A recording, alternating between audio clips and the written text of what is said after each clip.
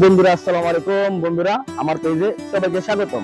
বন্ধুরা, আজ নিয়ে আসলাম নতুন আরেকটি ভিডিও। আজকে আমরা গাছ লাগাবো।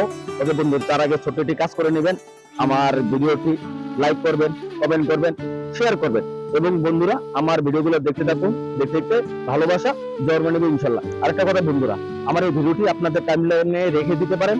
আমরা কিভাবে এই গাছটা লাগাবো এবং মাটি কিভাবে আমরা এটা মিক্স করলাম, এবং এইভাবে যদি আপনি দেশের বাড়িতে গাছ লাগান, আপনার গাছটা অনেক ভালো হবে। তবে আর লেট কেন, তবে বন্ধুরা চলুন। এই যে আমরা বন্ধুরা এই গাছটা লাগবে। এই যে দেখেন, এই যে এই গাছটার নাম আমরা মালয়েশিয়াতে ম্যানিকালা পুকি বলে থাকি। ওকে বন্ধুরা, আমরা এখন দেখাবো কিভাবে আমরা গর্ত করলাম এবং মাটিটা কিভাবে দিলাম। আসুন।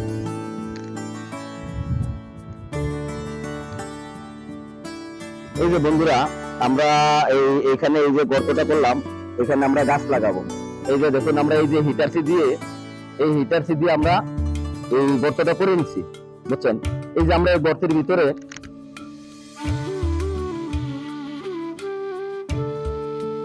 এই যে দেখুন, এই গর্তের ভিতরে আমরা এই যে মিক্সকৃত মাটি দিয়েছি, যাতে আমার গাছের শিকড়টা এবং মাটিটা উর্বর থাকে, শিকড়টা সুন্দর মতন সে চলাফেরা করতে পারে।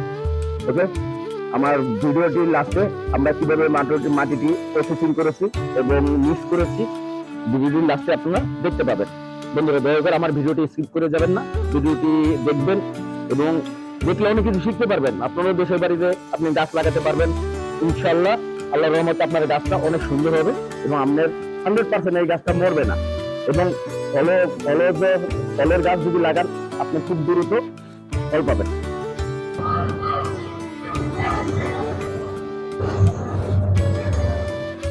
আমার কলিজার ভাইয়েরা গাছের নিচে কালো প্লাস্টিকটা তুলে নিয়ে, যদি এই নিচের প্লাস্টিকটা না খোলা হয়, পরবর্তীতে পানি জমে শিকড় গুলা পচে এই গাছটা নষ্ট হয়ে যাবে। তাই আমরা এখন নিচের প্লাস্টিকটা খুলে নিচ্ছি।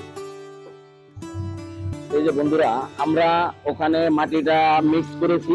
এখন এই যে দেখেন, যে মাটির উপরে আমরা এই যে সার, যেটা আমরা এখানে আয়াম তাই বলি, মালয়েশিয়াতে আমরা এটাকে আয়াম তাই বলি, যেটা অর্থ হলো মুরগির পায়খানা। এই যে এটা দেখেন প্রসেসিং করে, এটা হলো ভাজা। এই যে মাটি দিয়ে আমরা উপরে সারটা বিছিয়ে দিচ্ছি। এই যে বন্ধুরা, আমরা এই যে গাছটা এখন এই যে এটা আমরা হিটারসে বলি, ওইটার উপরে লটিয়ে এই যে আমরা গর্তের ভিতরে গাছগুলা নামাবো। একটা গাছ, এই যে গোড়াটা আছে না বন্ধুরা, এই গাছের গোড়াটা 1 মিটার উঁচা। গাছটা কিন্তু দেখতে অনেক ছোট হয়ে যায়, গাছটা কিন্তু অনেক ভারী একটা গাছ। এই যে বন্ধুরা, এই যে গাছের গর্তের ভিতরে এই যে গাছগুলা নামানো আছে। দেখুন, এই যে আমার এই কলিজার প্রবাসী ভাইরা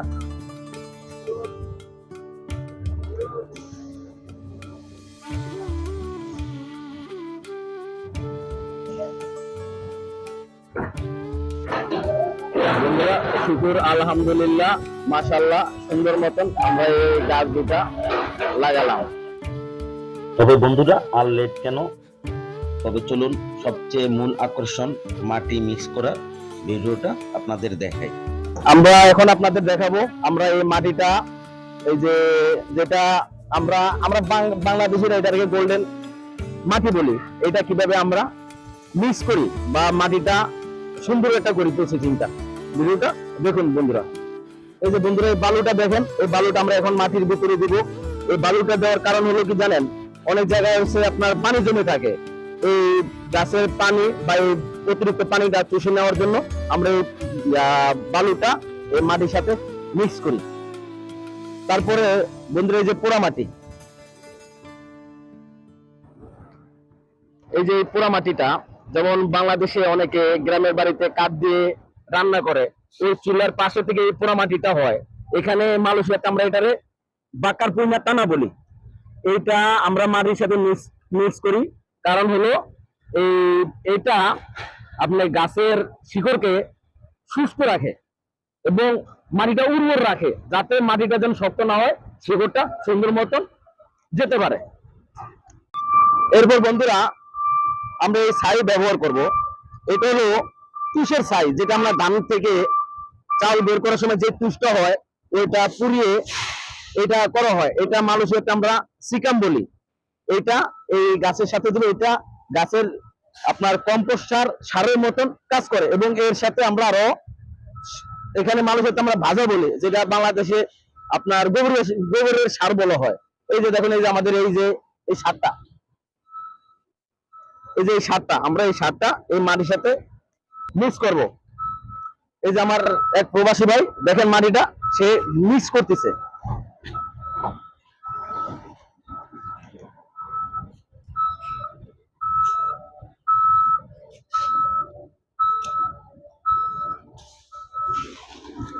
এই যে দেখুন আমাদের এই যে মাটিটা আমাদের প্রায় প্রসেসিং শেষ। এই যে দেখেন কত সুন্দর মাটি রয়েছে। এখানে আপনার গাছের শিকড় সুন্দর মতন সে চারপাশে মাটিটা ধরতে পারবে এবং গাছটা মাটিটা উর্বর থাকবে এবং গাছটা আপনার ফলন অতি দ্রুত ফলনগুলো হবে এবং গাছের পাতা সবুজ থাকবে।